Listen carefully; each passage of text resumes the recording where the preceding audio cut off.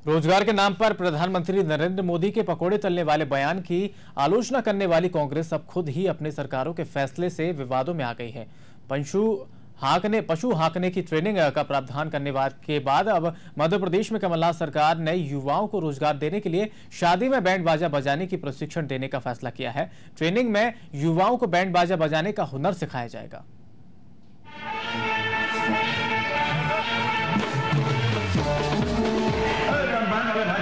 क्या है कि हमारी मीना यहाँ कहीं ऊपर रहती हैं, उसका पता मालूम नहीं आपको। बाहर लाए हैं वैसे बात में 1 2 3 4।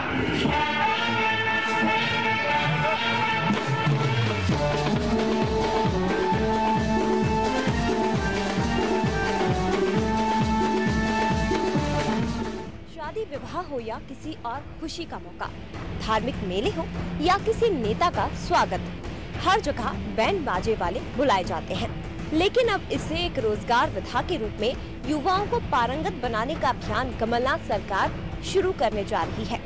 पहले युवा स्वाभिमान योजना के जरिए युवाओं को गाय हाँकने की ट्रेनिंग देने का फैसला कर चुकी सरकार अब बैंड बाजे की ट्रेनिंग भी देने जा रही है।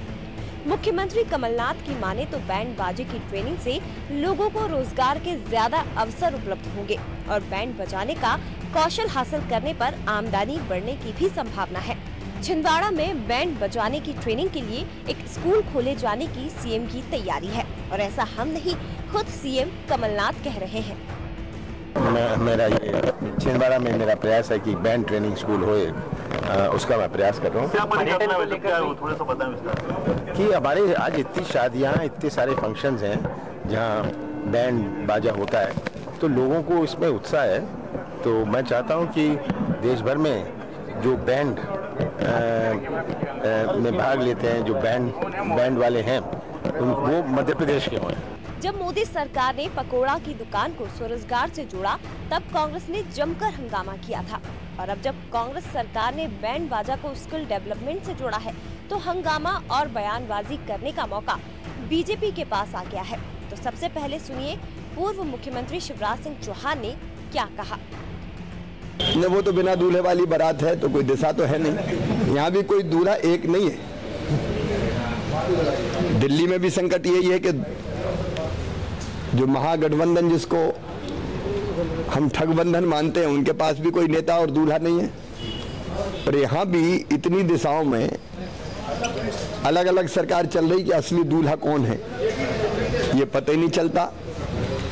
इसलिए सब तरफ भ्रम की स्थिति है और हमारे इतने कहने के बावजूद भी रोज तबादला उद्योग जारी है। कलेक्टर एसपी मजाक बन गए, एक दिन पदस्थ होते हैं फिर दूसरे दिन हटा दिए जाते हैं। दिशाहीन सरकार प्रदेश को भी दिशाहीन कर रही है। तो बीजेपी सरकार में सहकारिता मंत्री रहे विश्वास सारंग ने कहा कि ऐसे ही फैसलों के चलते लोकसभा चुनावों में कांग्रेस का बैंड बजेगा। ये हर वर्ग का मखौल उड़ाना, उसका मजाक उड़ाना, ये सरकार का मेन एजेंडा है। पहले कह रहे हैं ढोर चरवाएंगे, अब कह रहे हैं बैंड बजवाएंगे। और ऐसी घोषणाएं और ऐसे काम से ही इस बार लोकसभा के चुनाव में जनता इनका बैंड बजाएगी। आप देखिएगा 29 की 29 लोकसभा हम जीतेंगे। और 2.5 महीने में जिस प्रकार से इस सरकार का कलेवर खत्म हुआ है, कलई उतरी है, मुझे लगता है इस देश के इतिहास में, आज़ाद हिंदुस्तान में किसी सरकार की इतनी अलोकप्रियता 2-2.5 महीने में नहीं हुई होगी। हर वर्ग में निराशा है, हर वर्ग में आक्रोश है। कल मध्य प्रदेश भारतीय जनता पार्टी का जो धिक्कार दिवस का कार्यक्रम था, उसमें हमारी अपेक्षा से ज़्यादा संख्या आई। उसका कारण यही था कि हर वर्ग पूरी तरह आक्रोशित है सरकार से। काम ना तो छोटा होता है और ना ही बड़ा, लेकिन सवाल मध्य प्रदेश की बदलती सियासत का है। क्योंकि पहले जिस तरह से मोदी सरकार ने रोजगार के नाम पर देश के पढ़े लिखे युवाओं को ठगा था, कुछ उसी राह पर कांग्रेस सरकार के कदम बढ़ते नजर आ रहे हैं। ऐसे में युवा क्या करे, क्योंकि बैंड बजाना फिल्मों के लिए अच्छा हो सकता है, लेकिन रियल लाइफ में बैंड बजाना शायद युवाओं को रास न आए। अनादि टीवी के लिए वैभव गुप्ता की रिपोर्ट।